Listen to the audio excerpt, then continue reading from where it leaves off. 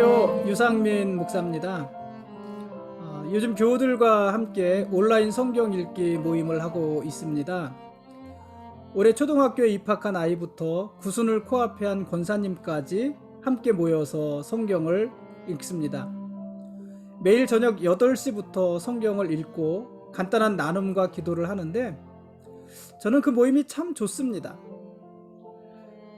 우리들 모임이 대부분 그렇듯이 그 시간에도 사실 특별한 것은 없습니다. 모이는 인원도 들쭉날쭉하고 성경을 읽는 실력도 천차만별입니다. 간혹 은혜로운 목소리로 성경을 아주 잘 읽는 분들도 있지만은 대부분은 그저 띄엄띄엄 답답하게 읽었던 구절을 또 반복해서 읽기도 하고 그 정도 수준으로 읽습니다. 특히 인명이나 지명이 나오면은 거의 대부분이 제대로 읽지 못합니다. 혼자서 성경을 읽는다면 똑같은 시간에 지금보다 훨씬 더 많은 구절을 읽을 수 있겠지만 여럿이서 함께 읽다 보니까는 30분을 성경을 읽어도 성경 석 장을 채 읽지 못할 때가 많이 있습니다. 그런 것이 답답해서 온라인 성경 읽기에 들어오지 않는 분도 아마 있을 것입니다. 그런데 저는 오히려 그런 모습이 참 좋습니다. 초등학교 아이들이나 칠순을 넘으신 분들이 어렵게 성경을 읽을 때 젊은 사람들이 그 시간을 기다려주고 또 젊은 사람들이 유창하게 성경을 잘 읽으면은 너나 없이 또 그 모습을 칭찬해주는 그런 모습들, 그렇게 함께 속도를 맞추고 격려하면서 성경을 읽는 시간이 저는 왠지 좋습니다. 매일 온라인 성경 읽기에 참여하는 것은 아니지만 어느 날 문득 모임에 쑥 들어와서 아무렇지도 않게 성경을 읽다가 다음 날부터는 또 보이지 않고 그러다 잊을만 하면 또 쑥 들어와서 성경을 읽고 나가는 우리 청년들 모습도 좋습니다. 마치 아무런 불편함도 없이 부담도 없이 자기 집을 드나드는 것 같습니다. 물론 하루도 빠지지 않고 온라인 성경 읽기에 참여하는 분들 때문에 우리 모임이 유지가 되어집니다. 그래서 또 좋습니다.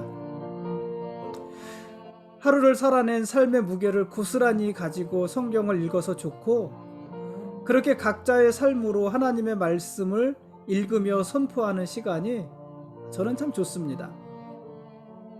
우리가 언제까지 이 모임을 이어갈지 아직 정하지는 않았지만 교우들과 함께 온라인에서 매일같이 만나서 성경을 읽는 시간이 지금으로서는 더없이 좋습니다. 우리 아이들이 부모님 세대와 함께 성경을 읽었던 이 순간들을 기억하고 그것이 우리 아이들에게 좋은 신앙의 추억이 되었으면 더 좋겠습니다.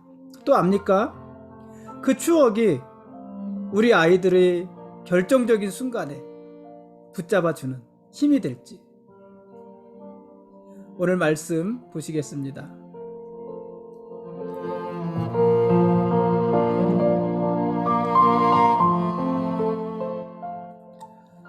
오늘 읽을 말씀은 여호수아 23장과 24장 말씀입니다. 여호수아서 제일 마지막 부분이고 여호수아가 고별 설교를 하는 내용입니다. 가나안 땅에 입성하여서 그 땅을 정복하고 제비 뽑아서 12지파에게 모두 분배하는 일까지 여호수아가 다 마쳤습니다. 그리고는 스스로가 죽을 날이 임박했음을 알았습니다. 여호수아는 이미 모세에게 위임받은 일들을 다 했습니다. 그가 할 일은 다 한 것입니다. 그런데 그 마음에는 아직도 이스라엘 백성들에게 전할 메시지가 있었습니다. 그래서 여호수아는 백성들의 대표격인 장로들, 두령들, 재판관들, 유사들 이들을 불러 모았습니다. 그리고 2번에 걸쳐서 설교를 하게 되는데 그 설교가 여호수아의 마지막 설교기도 하고 또 마지막 유언의 말이기도 하고 그런 것입니다. 이 2번의 설교 또 마지막 유언에서 여호수아는 이스라엘이 기억해야 될 하나님의 긍휼과 은혜에 대해서 주로 이야기를 하고 또 앞으로 하나님을 잘 섬기며 살아갈 것에 대해서 부탁을 합니다. 첫 번째 설교에서 여호수아는 이스라엘을 향해서 하나님을 기억하라고 합니다. 그리고 힘써서 하나님께서 주신 계명을 잘 지키라고 합니다. 너희 하나님 여호와를 사랑하고 이방 민족들과 혼인하며 서로 왕래하지 말라고도 합니다. 만일 이스라엘이 하나님의 말씀을 어기고 지키지 않으면 하나님의 진노가 이스라엘 위에 있을 것이고 이스라엘은 하나님이 약속하신 땅 가나안에서 속히 멸망할 것이다. 이렇게 설교를 합니다. 참 무서운 설교 아닙니까? 그 후에 여호수아는 세겜에서 또 한 번의 설교를 합니다. 하나님은 아브라함을 우상의 도시에서 이끌어내어 가나안 땅, 온 땅을 두루 행하게 하셨습니다. 하나님은 아브라함의 씨를 번성하게 하시려고 이삭을 주셨고 이삭과 야곱을 거치면서 결국 아브라함의 후손들을 창대하게 하셨습니다. 야곱 때에 이스라엘은 애굽으로 내려갔고 애굽으로 내려가서 애굽의 종이 되었습니다. 결국에는 이스라엘은 애굽에서도 또 출애굽하면서도 애굽의 병거와 마병으로 인해서 위기에 처했었지만 하나님은 크신 능력으로 이스라엘을 애굽의 속박에서부터 건져주셨습니다. 그렇게 출애굽한 이스라엘은 무려 40년 동안 광야에서 지냈습니다. 그러나 하나님은 광야에서도 이스라엘을 돌보셨고 하늘에서 만나를 내려주셨고 대적하는 많은 원수들의 손에서 이스라엘을 건져주셨습니다.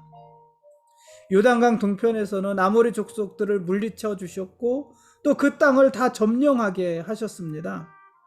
그래서 요단강 동편의 땅도 이스라엘의 기업이 되게 하셨잖아요. 르우벤 지파, 갓 지파, 므낫세 반 지파.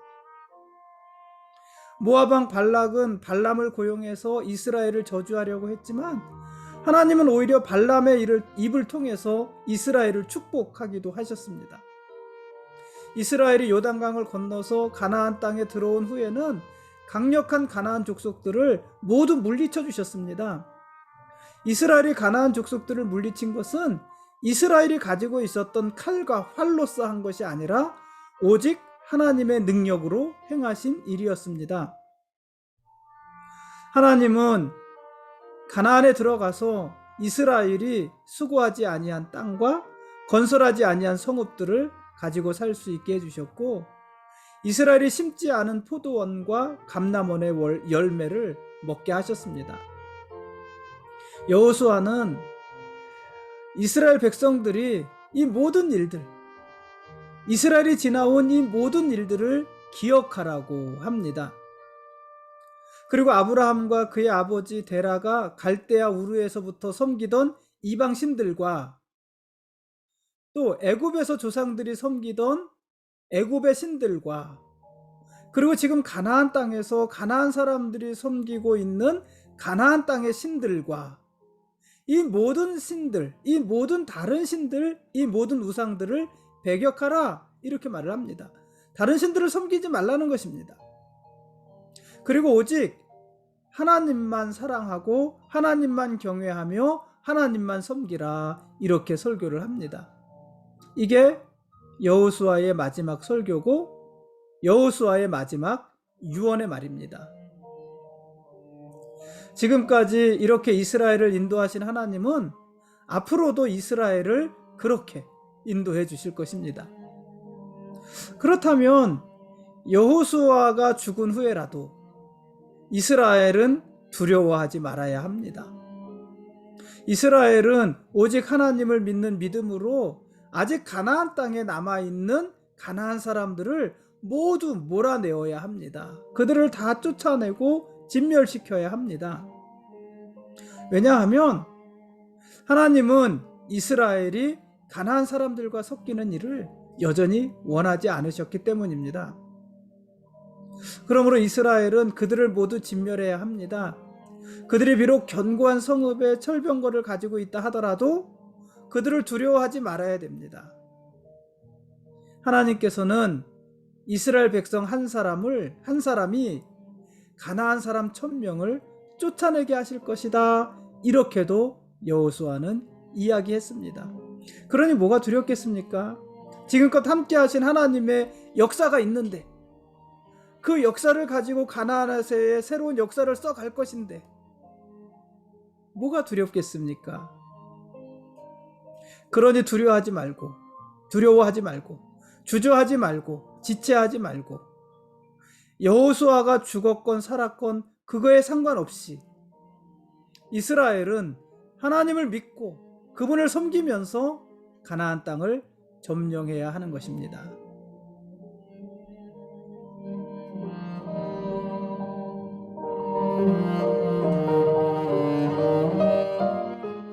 지금까지 여호수아 23장과 24장 말씀에 대한 길라잡이였습니다. 내일 읽을 말씀은 사사기 1장부터 2장 10절까지 말씀입니다. 내일부터 8일간은 사사기서 말씀을 읽도록 하겠습니다. 여호수아는 이스라엘의 결단을 촉구합니다. 여호수아 24장 15절에 보니까 이렇게 여호수아가 이야기합니다.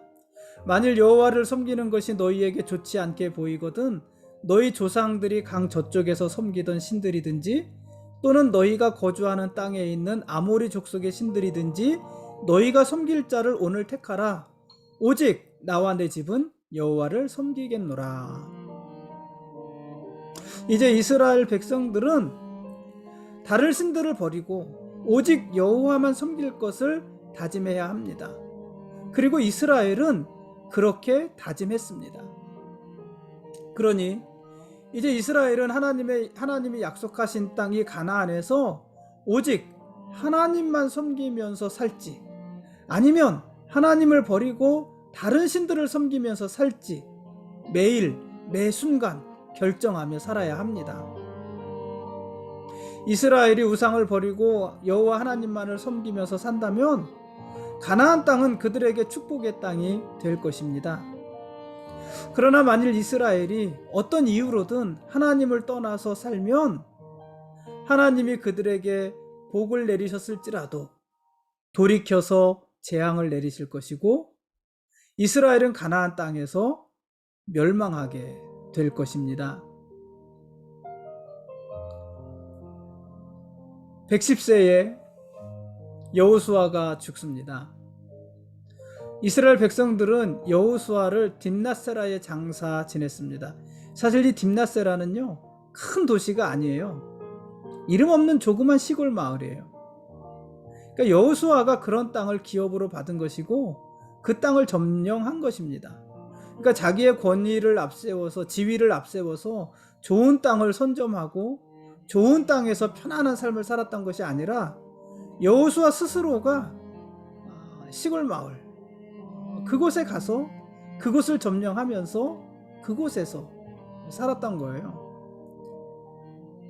뭐 갈렙과 비슷하지 않겠습니까? 물론 갈렙과는 조금 다른 부분들도 있습니다만은, 그러니까 자기들의 기득권을 앞세우지 않았다는 거예요. 우리는 기득권 굉장히 좋아하잖아요. 없어서 사용하지 못하지 조그만 기득권이라도 있으면은 그걸 가지고 사용하려고 안달을 하잖아요.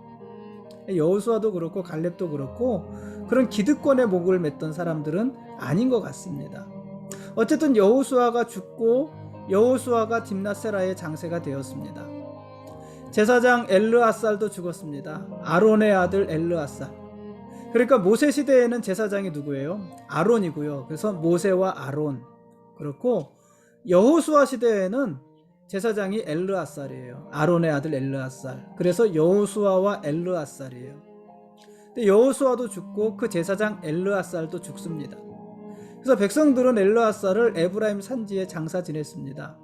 또 하나의 장래가 있었죠. 이스라엘 백성들이 애굽에서 가지고 나온 요셉의 뼈를 세겜 땅에 장사 지냈습니다. 이제 출애굽 세대는요, 다 죽은 거예요. 출애굽 1세대도 죽었고 출애굽 2세대인 광야 세대도 여호수아가 죽으면서 또 엘르아살이 죽으면서 다 죽은 것입니다. 이제 새로운 세대가 이스라엘의 역사를 이어갈 것입니다. 그런데요, 그 전망이 그리 밝지 않습니다. 여호수아 24장 31절은 이렇게 기록을 해요. 이스라엘의 여호수아가 사는 날 동안과 여호수아 뒤에 생존한 장로들 곧 여호와께서 이스라엘을 위하여 행하신 모든 일을 아는 자들이 사는 날 동안 여호와를 섬겼더라. 이스라엘은 여호수아와 그 시대의 장로들이 살아있을 동안에는 하나님을 섬겼습니다. 이 말은 이스라엘이 여호수아와 그 시대의 장로들이 죽은 후에는 하나님을 떠났다는 말입니다. 우리식으로 조금 풀어서 말을 하면은 우리들이 죽자 부모인 우리들이 죽자 우리 자녀들이 다 하나님을 떠났다는 얘기예요. 허무하고 무서운 말 아닙니까? 이스라엘이 그랬습니다. 그 역사에 대한 기록이 사사기서입니다. 그래서 우리는 내일부터 이 사사기서의 말씀을 읽을 것입니다. 이스라엘이 어떻게 하나님을 떠나갔는지, 그래서 그들의 삶이 어떠했고, 그럼에도 불구하고 하나님이 그들을 어떻게 도우셨고 사랑하셨는지.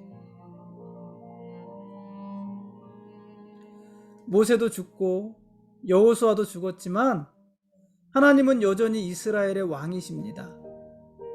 그리고 오늘 우리들에게도 왕이십니다. 그리고 우리는 그분의 거룩한 백성들입니다. 고맙습니다.